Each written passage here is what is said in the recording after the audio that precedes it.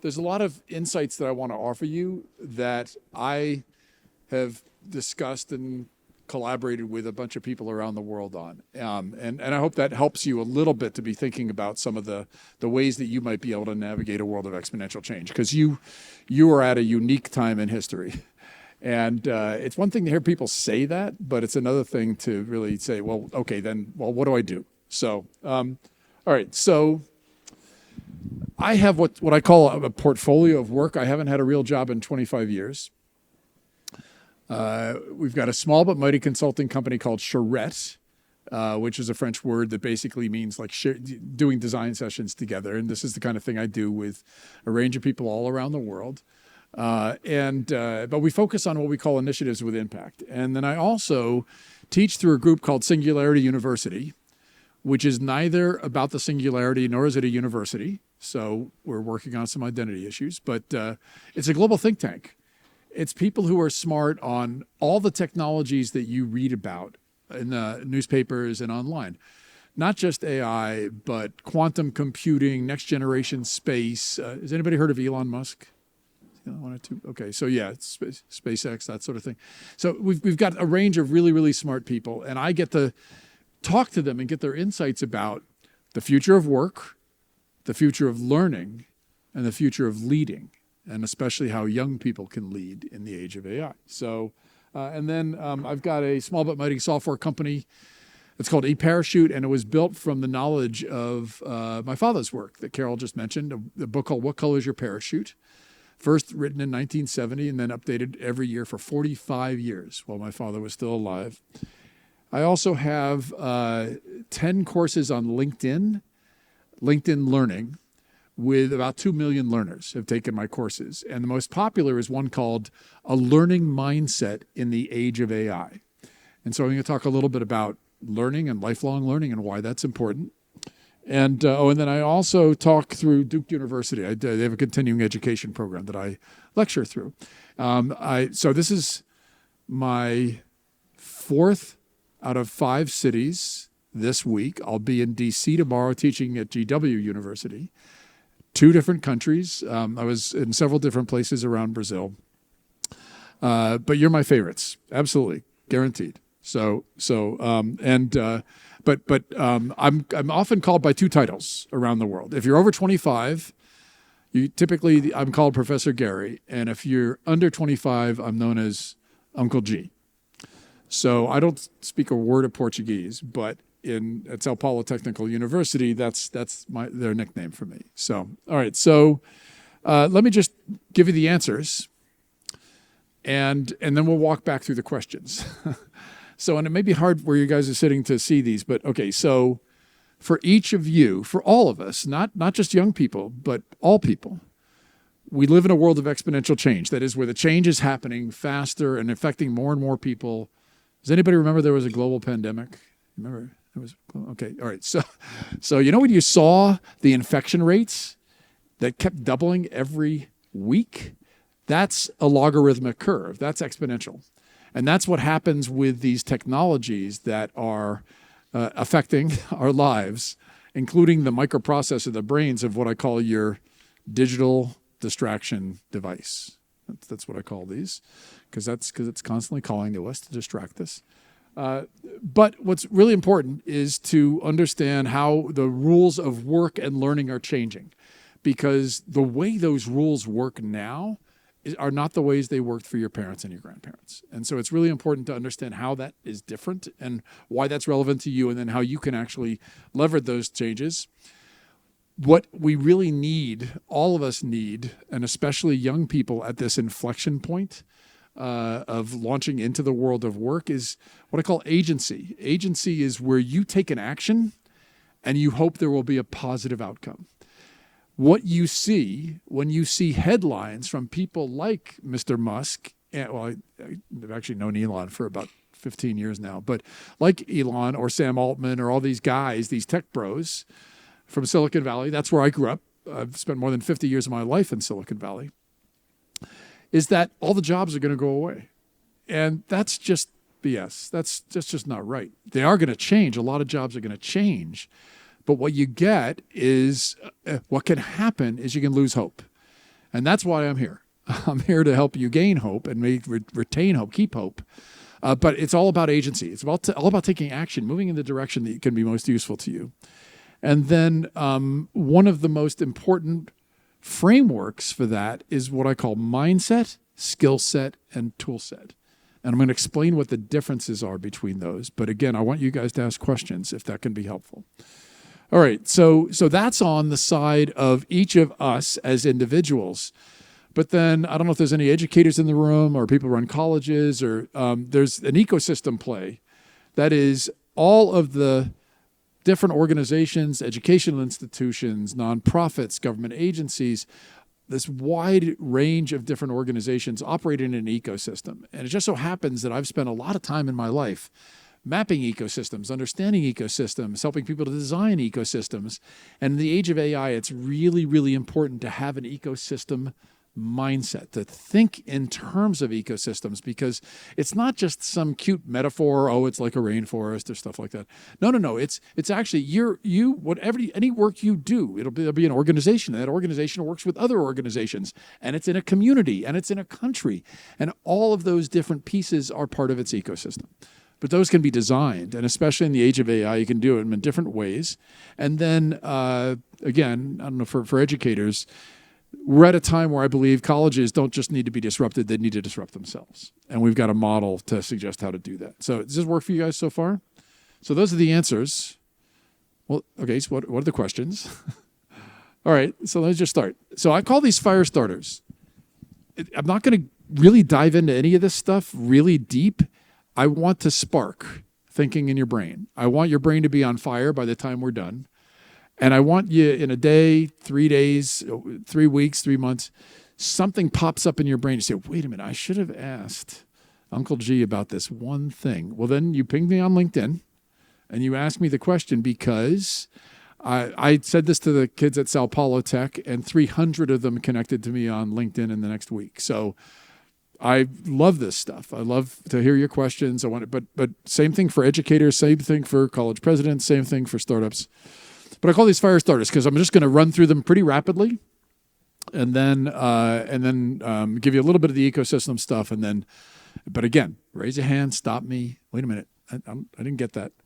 Okay, here's what's really different from the time of your parents and your grandparents is that we each have an arc in our lives. And I tell educators around the world, it's really important to be thinking about the ways that we as humans go through the journey of living on this planet, because there's some things that are pretty predictable. But what we've done is, back in the industrial era, when there were lots of factories and those things were fairly new, we designed a lot of our systems, including our systems of education and our systems of work, like factories.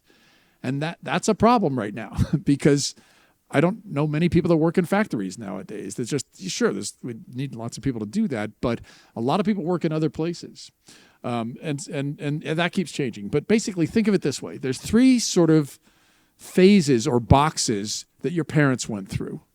There was this big chunk of learning that they had to do at the beginning because they had to shove a lot of knowledge into their heads in school, because then they were going to go into the work box, the learning box, the labor box, and they were going to take that investment in education and they were going to amortize it. That is, they're going to use all that knowledge. I studied religion and I became a priest. I studied law and I became a lawyer. I studied medicine. I became a doctor.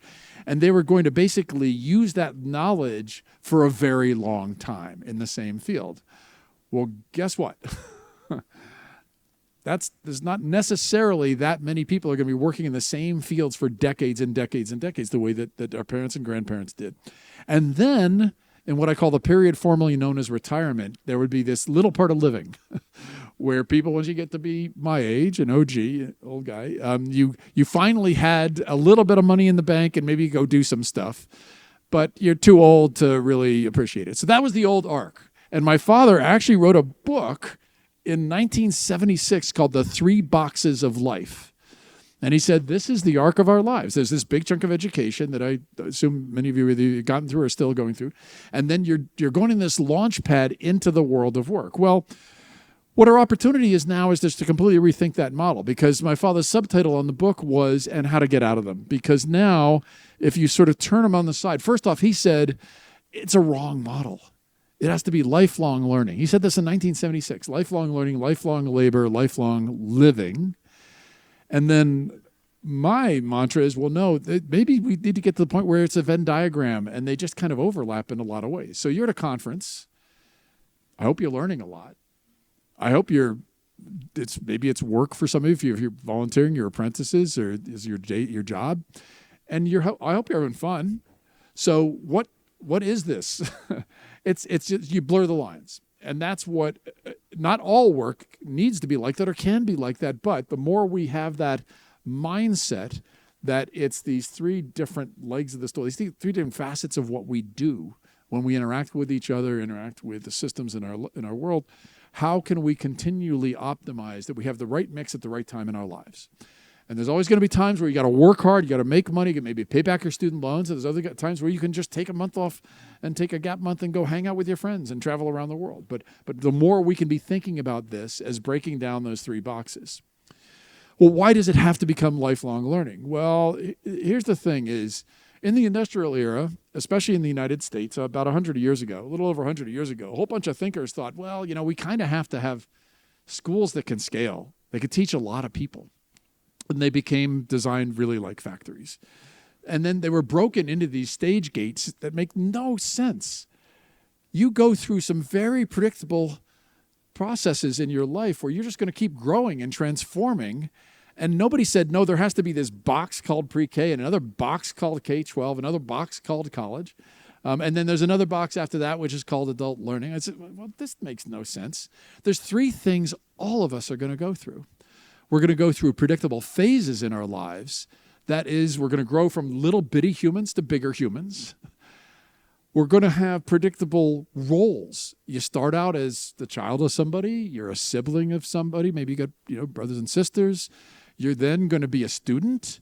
Hopefully you're going to have a job. You're going to be a worker. You might be an entrepreneur. You have all these different roles. You might have a spouse, and then might have a family. And so these different roles are predictable. You don't have to choose all of them or any of them in particular, but it's predictable that there will be opportunity to occupy different roles that society has available, or you're going to create new ones. And then you have goals.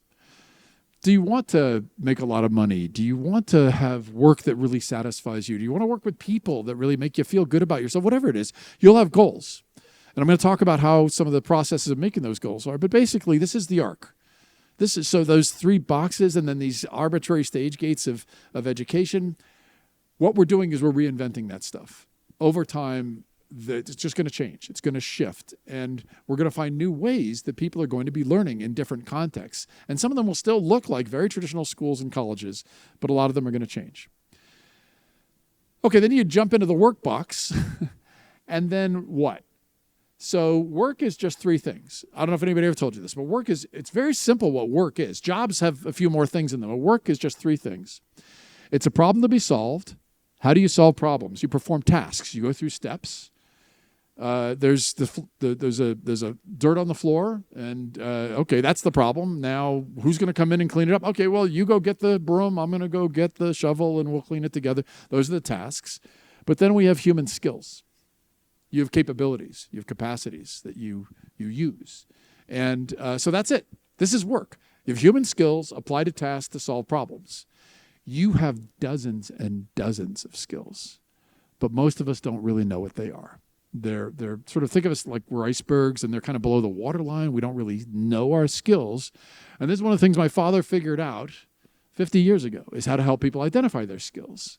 I'm happy to point you at some different tools that we've built online to help people do that. We've got a bunch of free tools. But the basic premise is the more you know about your skills, the more you fall in love with problems that you want to solve, the more likely you're going to be able to find or create meaningful, well-paid work. And my father figured this out when he first wrote his book in 1970. If you go to an employer, so let's say you find there's a job opening and you want to apply, and you present yourself as a problem solver. I get the problems of your company. I understand the problems of your customers. I have solved problems like that before in projects that I've done in the past, you are far more likely to get hired than the next person. So think of the problems you like to solve, the kinds of situations where you can use your skills. And the more you understand what your skills are, and they're going to grow and they're going to change. You're going to develop new skills. There's some skills that you won't be using anymore. You won't want to use them as much, and others that you're going to be fascinated to use. The more you know your skills and the kind of problems you like to solve, the better you're going to be able to function in the world of work.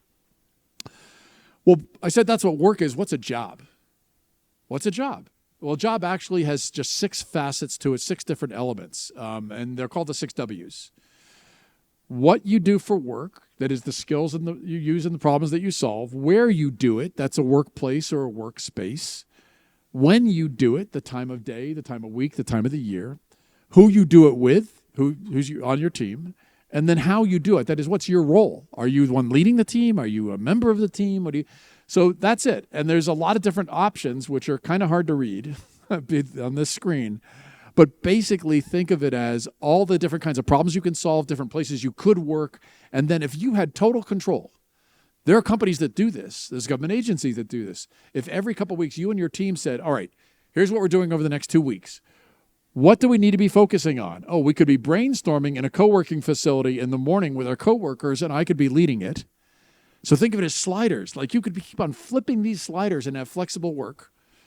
And then in the afternoon, you're collaborating in a park with partners and you're a member of a team.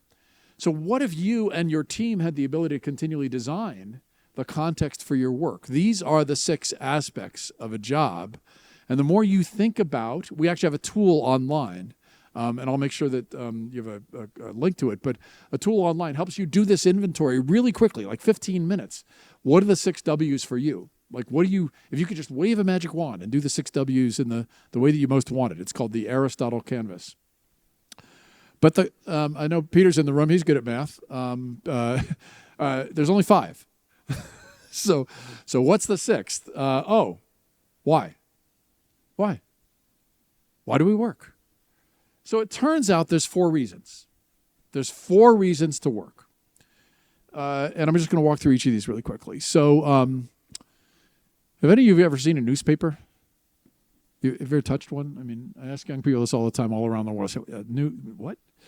So when I was 15, and believe it, I was 15, I had to get up at 5 a.m., not my time, and deliver 300 newspapers in my neighborhood and then take an hour-long bus to high school.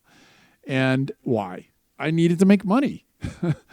My father had been a minister. My mother, we didn't have a lot of money. We were, living in an expensive city, San Francisco, and I needed to have a job during high school. So that's what I did. I didn't have to love it. I just did it to get paid for it. And then as you work in the world of work, somebody eventually puts their arm around your shoulder and says, if you get good at this, you're going to get paid better. Okay. These are the old rules of work. This is what your parents and your grandparents, you just had a job. You fed your family. You put a roof over their heads. That's all that work needed to be. So, and then along comes my father 50 years ago, and he says, no. You might do something that you love. It might be the people you love to work with. It might be the place you love to work in. It might be the kind of problems you love to solve. It doesn't have to be perfect, but maybe you have motivation. You have a North Star that pulls you forward. So that's the 3rd reason. And then in the old rules of work, maybe your parents or your grandparents, they worked in a local food bank and did something the world needed. So maybe you've read about this, maybe you haven't, but this is called, in Japan, ikigai. Ikigai. Can you see it on the far left there? Ikigai. I-K-I-G-A-I. In Japan, and especially in Okinawa, these 4 elements are believed to be the critical parts of your relationship to the world of work. It's believed if you don't have all 4 of these elements in your work, it's not a well-lived life. Well, but you can go back to, what if you just have a lot of student loans and you got to pay them off? And so it's okay to not have everything, but if you think of it as a mindset that you might be able to do all of these things, then it's kind of in the old rules of work. It's sort of like a North Star. It's maybe someday I'll do something that I love doing. You'll work your way up a career ladder, right? And eventually you'll be able to do that. So why do I talk about a North Star? Because when you think about what motivates you, think of it as a series of doors you could walk through. Whatever motivates you now and what your future work might be or might motivate you in the future. Some people call that purpose with a capital P, like why are you here on the planet? But some people freak out when you do the capital P thing, and then it's, oh, by the way, for those of you taking notes, I put the QR code for this. You're going to see Attack of the QR codes. I've got the QR code for this deck on the final slides. I had them at the front. I forgot to tell you. So you can take notes or you can just have the deck. Purpose with a capital P. Some people freak out. No, that's too much. I don't know why. I don't want to know why I'm on the planet. I just want a purpose, like something that motivates me. Okay, that's with a lower case P. Maybe it's just meaning. Maybe you did just feed your family. That's meaning. Maybe you have a passion. Oh, there's something you love. It's music. It's math. It's it's something that drives you. Others, it's just curiosity. I want to learn more. What you're doing there. It looks like you're working with an app I've never seen before. Maybe I could do that. When I was 23, there was a brand new technology called the IBM PC, and I thought, what can you make that do? So I'm just curious, like, okay, that's fun. Maybe there's skills or problems you like to solve, and then maybe it's necessity. Maybe that's what drives you. You pick a profession because, I got to make a lot of money, so I'm going to become a lawyer or a doctor. Although I can't guarantee that's going to work that way. The whole idea is what sparks your agency? What sparks you? What motivates you at any particular time in your life? And if you don't feel that you have that, that's the first problem to solve. What sparks you so that you can have agency? And then ideally, it begins with permission. You guys know John Legend, the work of John Legend? So I did a project with John for a year. I'm often called, especially in Brazil, the Forrest Gump of Silicon Valley. Forrest Gump never did anything much in his life, but he knew all the cool kids. So, and I've got Peter and I both, we've got great stories about Silicon Valley types we've known for a long time. But John spoke at an event that I helped to produce at a little company called Google. And then his manager asked me and my wife, who worked together, can you help us? John wants to do a talk. He's never done a talk before. He's performed, but he's never done a talk. So for a year, we helped him. We worked on a project with him. And it turned out he was going to do the commencement address for his alma mater, for UPenn. And John came up with this marvelous model about love that I then also used with permission. So he said, there's 3 circles of love. The middle circle are your friends and family, and I hope you have plenty of people that love you. The outer circle is people that you can love who you will never meet. And that is the whole idea as I was showing you what the world needs. The more you can fall in love with people you will never meet, the more that can be a motivator in your life, the more you can bring beauty into the world. But the center of the circle was to love yourself. And I do the same thing with permission. People think they need permission from their friends and family to make big steps in their lives, and you might. I mean, maybe you need that. People think they need permission from society. That ain't going to happen. That is not going to happen. Drop that one. Don't ask for society's permission. You have to start with permitting yourself. You have to give yourself permission to dream, permission to take steps, permission to have agency. And it's that you're walking through the door, taking the first steps. That is job one.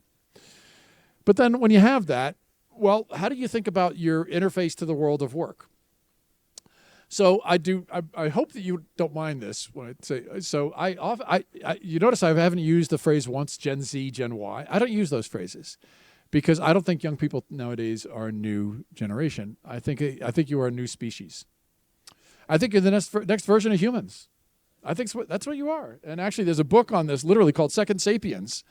You should read it. It's talking about how your cosmology, the world you live in, the way the world operates. I didn't have this digital distraction device. I didn't have ChatGPT and other AI tools. I didn't have any of that stuff. And the world is different.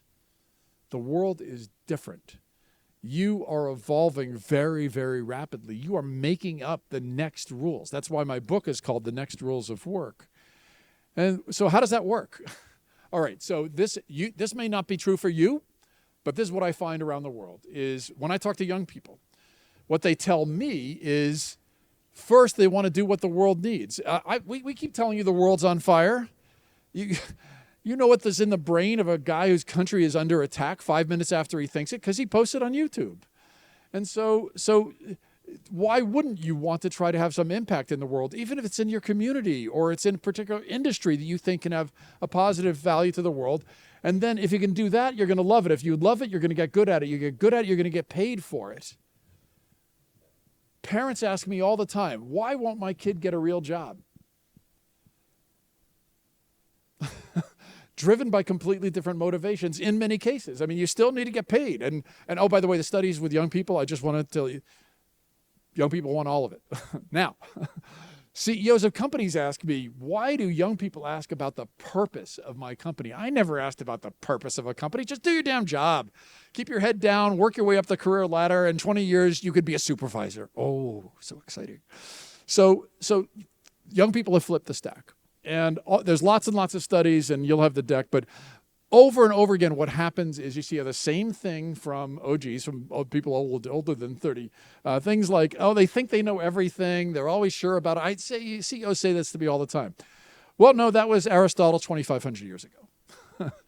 So if people have been saying this about the younger generation for 2,500 years, it's part of the living experience, and they forgot who they were. They forgot what it was like to be young. However, you do live in a completely new era, and you need new strategies. And so I want to talk about what some of those strategies are. People who run organizations or are trying to help, doesn't matter, in communities, in companies, what ends up happening is young people nowadays have just a completely different mindset. So there's a much more strong focus on purpose in many cases and impact, and then the connection to the company. You ask different groups of people, different ages, would you look for another job now? You've got this job, but would you look for another job? 2/3 of young people say yes. 2/3. Why? I can't guarantee you that any of the fields you go into, the job will be the same in 20 years. And so because the certainty is so low, the fog down the highway is so thick, it creates optionality because you can know how to go do it a startup with your friends, how to find a better job because you got a friend down the street, how to drive for Uber, because and it doesn't mean these are great things. They could be just to make money, to bridge you into the next one. But there's great statistics showing that young people just don't like to stay in jobs as long as they used to because they don't want to wait 20 years to go up the career ladder. They want to have impact sooner. And so I work with CEOs and heads of companies all around the world to help them change that, so that young people have more impactful work walking in the door. All right, so let's just keep rolling. And by the way, these are multi-generational because you've got these OGs, people like me still in the company, and then you've got these young people coming in, and organizations have to solve this. We've got to have new strategies. They've also got to solve strategies because of that lack of loyalty. That's the way people running companies put it. Because what ends up happening is you will have different strategies about how you do work. So in the past, it might be one person, one job, just like your parents or grandparents might have done for a long period of time. And then it needs to become a portfolio. That is, it's a mix of different work activities that you can do. Now, I'm not telling you get a day job and then go start doing a whole bunch of side gigs. That's not what I'm telling you. Don't tell your boss or your parents that I told you to do that. These are what are called hedge strategies that investors use to hedge themselves again. Hey, welcome.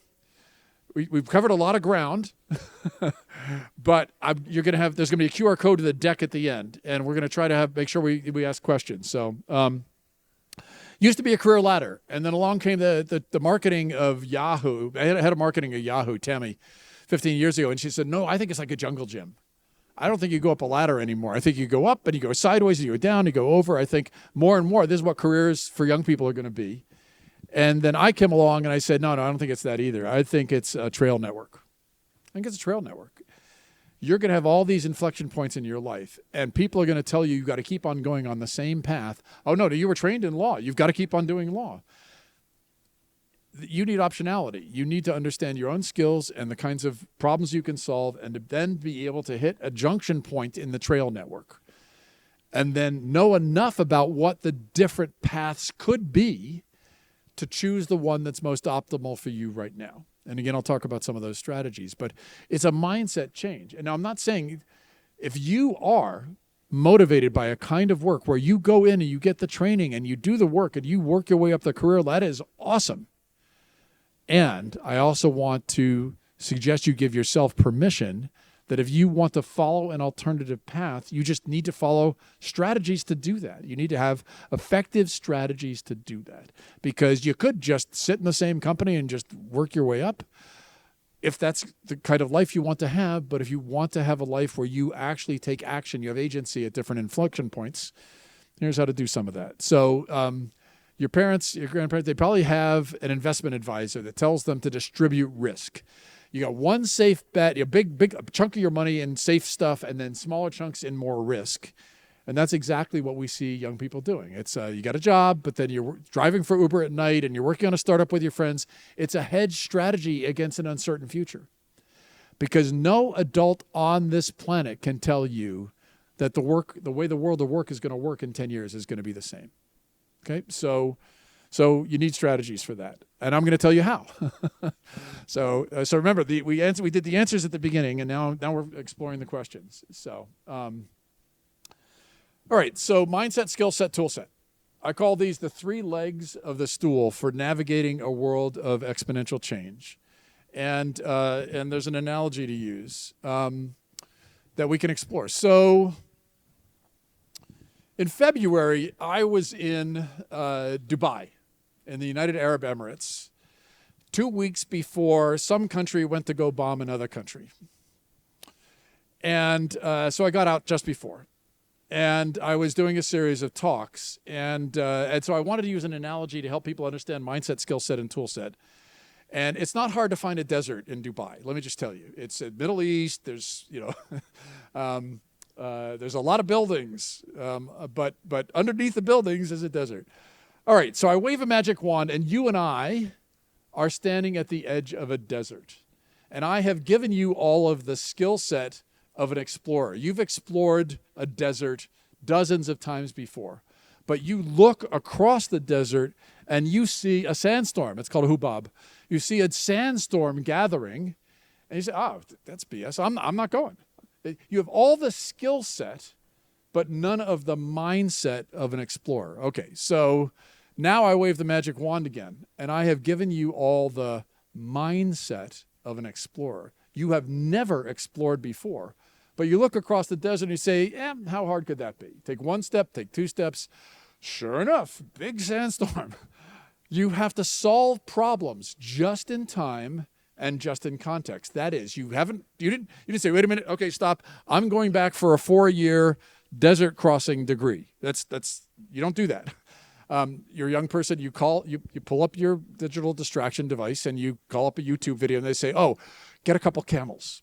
Really helpful. Okay, so great. Okay, so as you solve the problem in the middle of it, doing it, you learn the skills while you are doing it, and you get to the other side and you say, how hard was that?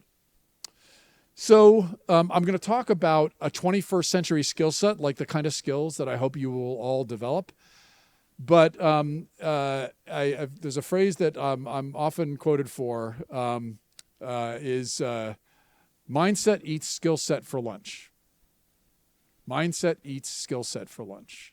And I'll explain that in just a second. So, however, if you have even an incredible mindset and an incredible skill set and you're standing in the middle of a sandstorm, you also need a good tool set. You better have some goggles. You better have a GPS. You probably need those camels. So think of it this way, is you need a tool set that helps you to be able to develop the best skill set and mindset to solve the problems of today and tomorrow. And we'll talk a little bit about what that tool set can look like. But mindset is how you prepare yourself for what's next. Think about, you've got a family member or somebody that has a different political belief system than you do, and you're about to have a difficult conversation with them. How do you prepare? What's the mindset that you have? If your mindset is, this is going to suck. Every single conversation I have with this person, it ends with them saying something stupid and then I get mad. If that's your mindset, then guess what the outcome is going to be? So you have control over your mindset. You have deep control over your mindset. And I'll talk a little about some of those strategies. So next fire starter, mindset. Your mindset is agency. It is your agency. It is your capacity to be able to solve problems and take steps. All right. So There is so much neuroscience research now that tells us what goes on inside of our brains. The human brain was created when we all lived on a desert, in a savanna, in a rainforest, and we would see something moving in the distance, and we would say, is that my lunch or am I its lunch? Is that good for me or is that bad for me? And your brain made really, really fast decisions. Well, it turns out most of those fast decisions are what I call below the waterline. They're non-conscious decisions. That is, above the waterline, about 10% of the processing that our brain does, we are conscious of. 90%. 90%. And much of it is guided by what are called cognitive biases. And so what's critical for us is to understand how our brains work. And that's called metacognition. So there's a great book on mindset if this is interesting to you. And Dr. Carol Dweck talks about a fixed mindset versus a growth mindset. And she offers strategies for how to develop a growth mindset. I also talk about a flexible mindset, a problem-solving mindset, but this is metacognition. The more you know about your brain, you have a right to know how your brain works, why you do things, and sometimes when you do things against your own best interests. So I highly recommend reading books like this to just learn more about the operating system of you. Now, what about skill set? So remember mindset, then skill set. There's two kinds of skills. Again, nobody told you this. There's two kinds of skills. There's skills that are usable in a range of situations, and I call those flex skills, but there's something called transferable skills. It's everything from your people skills to problem-solving skills. There's a whole range of different skills that can be used in lots and lots of different situations.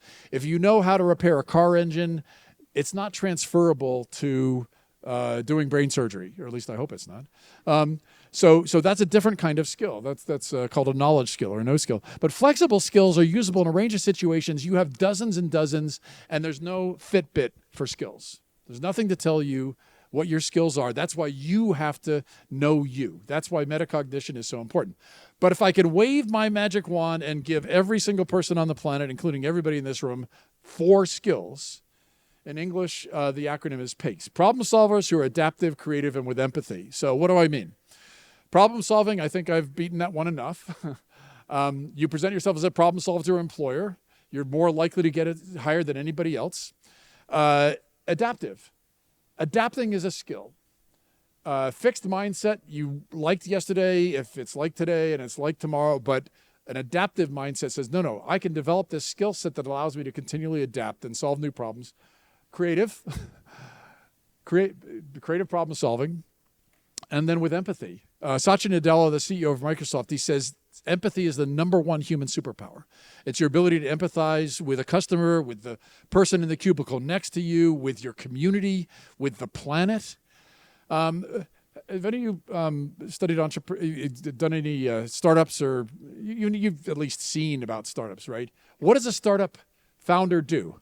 They fall in love, that's empathy, with the problem of a customer, and then they use creative problem solving to continually adapt the solution until they have their MVP, their minimum viable product. So this is also entrepreneurship, is this skill set. And then there's the other kind of skills, which are the knowledge skill, these bodies of knowledge that are not transferable, they're kind of anchored or rooted. And I always say to educators, I say to teachers and administrators of schools, I did a talk, virtual talk. There's a brand new set of colleges in Poland called Copernicus. And I did a virtual talk for the kickoff of university. It's really a lot of fun.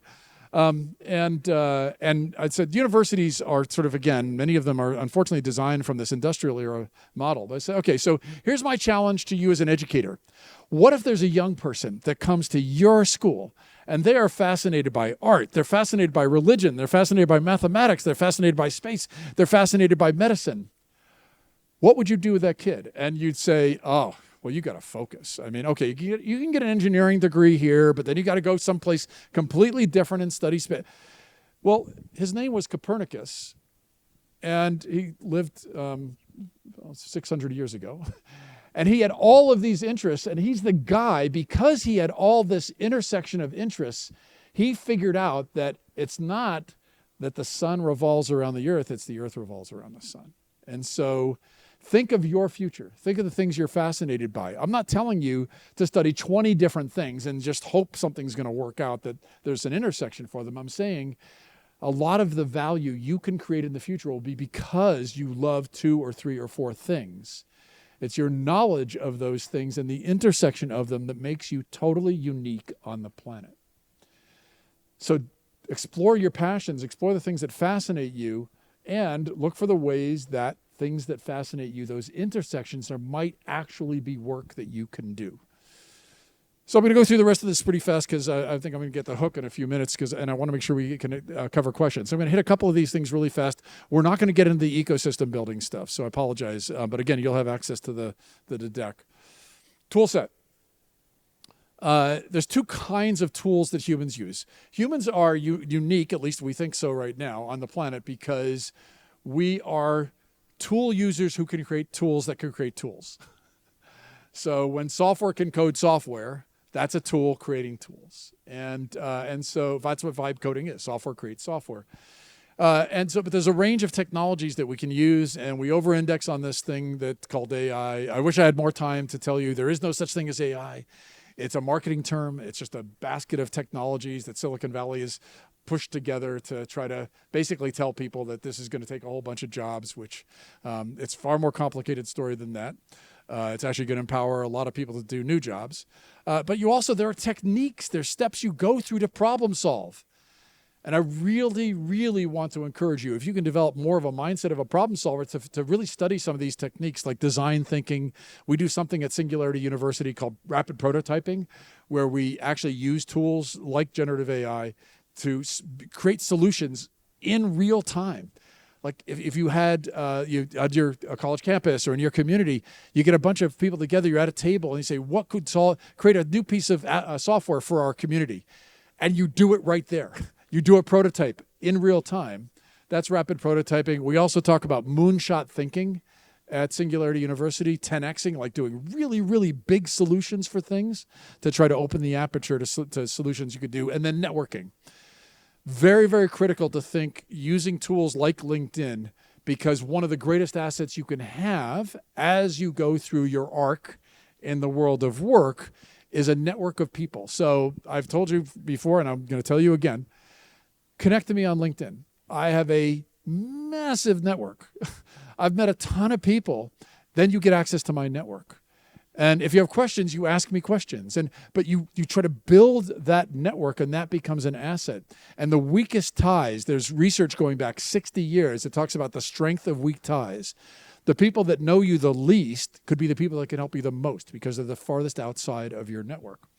So I encourage you to be thinking of this tool set as continually empowering you to be able to solve new problems in your work, in your life, in your community, but then also to continually be looking for ways to build your network. Every opportunity like this, get people's business cards, get the QR code of their WhatsApp, anything that lets you follow up with them and keep them in your network. All right, so we went through these things really, really fast. I'm gonna. There's always one brave person in the room that asks the first question. Always one brave person. So I hope I'm going to turn around and I'm going to see a hand, right? So to thrive, we need to have this, as much as possible, this Venn diagram of learning and labor and life. We need to encourage lifelong learning because we know we're going to be going through these phases, roles, and goals. Work is our human skills applied to tasks to solve problems. So we need to think of ourselves as problem solvers. Having a meaning in your work and in your life, some type of North Star, something that pulls you forward in your life and your work. The whole idea of ikigai and the flipping the stack of starting with meaning is increasingly an opportunity for you in the world of work. Thinking in terms of a portfolio of work where you're continually looking at the ways you want to use your skills, and that might be in multiple different ways, or that you want to develop a good income. And then mindset, having the agency that helps you to take a step to go to the next phase in your work, your career, or your life. Focusing on developing the PACE skill set, the transferable skills, and the kinds of intersections of things you're passionate about. And then finally thinking of this tool set of technologies and techniques that you can be leveraging. All right, so there's a couple more slides, but yes, what's your name? Joel. So brave, Joel. Go for it. You were 16 again tonight. What steps Okay, so the question was, if you were 16 today, what are some of the steps you would take to be successful? All right, so wonderful question. And parents ask me this all the time because they're trying to proxy it for their kids because they're really worried about their kids. So my first response is give yourself permission to be passionate about something. Second step or second deliverable, figure out how to dive in deep. These digital distraction devices that we all carry around have hacked our brains. And I know the people who developed the algorithms to hack our brains. You don't just pick up your phone and start doom scrolling because you thought of it or wanted to. Our brains have been hacked. My brain has been hacked. And so we need to have we need to understand that, and then we need to have ways to be able to fight back against it. But what it does is it rewards short attention spans. And one of the greatest opportunities you have is to dive in deep. When my kid, he's now 30, Christian's now 30, but when he was 3 years old, it was insects, it was bugs. And if you would ask him, do you want to be an entomologist someday, which adults would do because they think, oh, he can't possibly know what the word means. He would put his little hands on his hips and he'd look up and says, I am an entomologist. And so, but today it's not bugs. He literally just filmed his first movie short with a crew of 30. He's now a starving writer in LA. But he dove in deep on writing, on movies, on entertainment, on a wide range of things. He was the editor of his school newspaper. And the more you can dive deep on something that you're passionate about, that is a superpower. Okay, so one way to think about your skills is that you have skills that are on one dimension of how good you are at something, and then on another dimension, how much you love.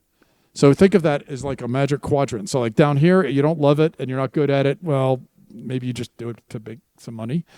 But up here in this upper right quadrant, you're really good at it and you love doing it. That's a superpower. So that's what you're looking for. You're looking for signals. You're looking for signs about the skills you love to use and that you can be good at. And what we find is that people that get good at something, so I'm good at cleaning, vacuuming a house, and there's a variety of things you could empirically say, yeah, you're pretty good at that. You've developed a good skill, and I hate it. I just don't enjoy it. You don't learn to love something that you're not that, even if you're good at it, that you don't really love when you start. But if you love doing something and you dive in deep, you will develop skills so much more quickly. So find that intersection as much as you possibly can. And then the one thing I do suggest to parents, and especially to young people, is to be benevolent to yourself. There are, I do an exercise which we don't have time for today, but I do workshops where I ask older people, what's the one piece of advice you would give to your teenage self? What's the one piece of advice you would give? Do you want to guess what there's two regular answers. You want to guess? I'll just tell you. The first one is, it all works out. And the second one is, you did the best you could at that time.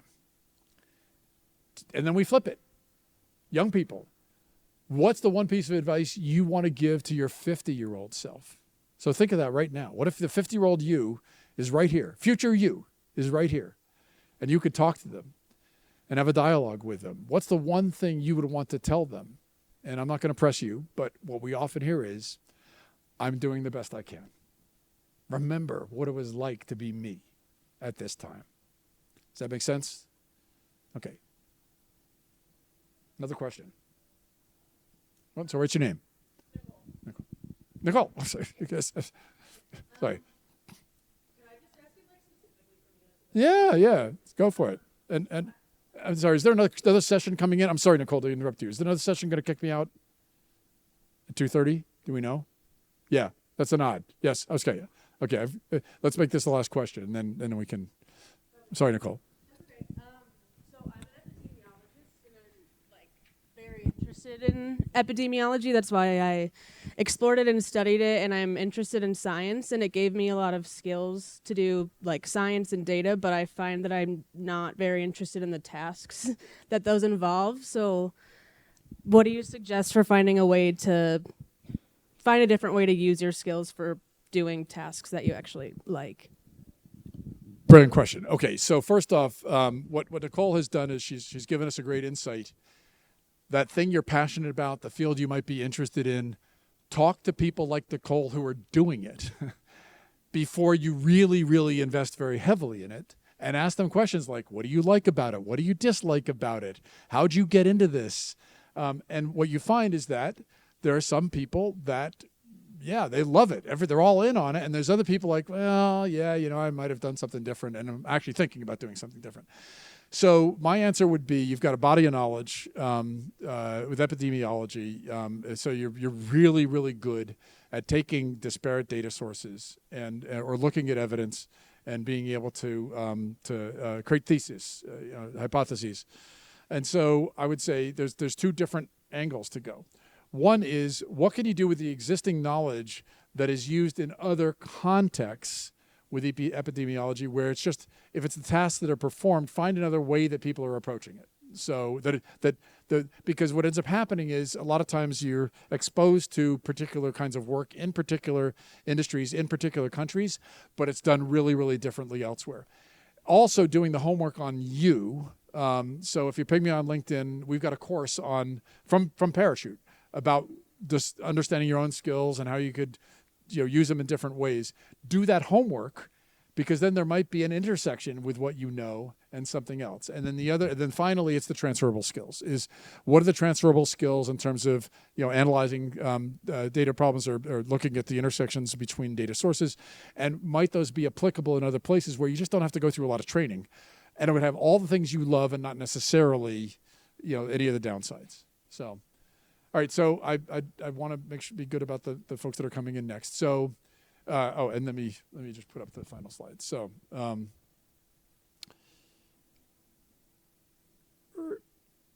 so there's a whole bunch of stuff about ecosystem building and telling you about those amazing kids at Sao Paulo Tech. That's me in the blue shirt, between 300 kids in Sao Paulo a week ago.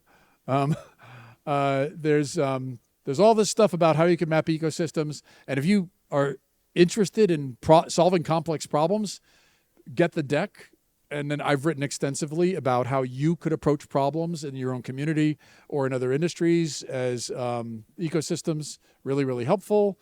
And then this whole thing about the young adult Launchpad, we've got something called Life Center, where we're helping colleges to disrupt themselves. So the whole idea is to make the College Career Center a hub for not the last thing you touch when you go out the door, but the first thing that you touch when you walk in the door.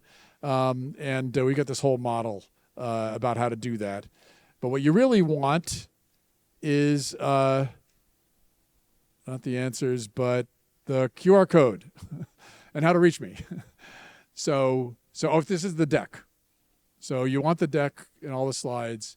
If there's anything that's in the deck doesn't have a link, but you want a link to it, you're going to connect to me on LinkedIn. And you're not going to be shy if some question comes to you that you want to be able to explore at another point. So sorry to have to cut us off, but thank you all for coming. It's really wonderful to meet all of you.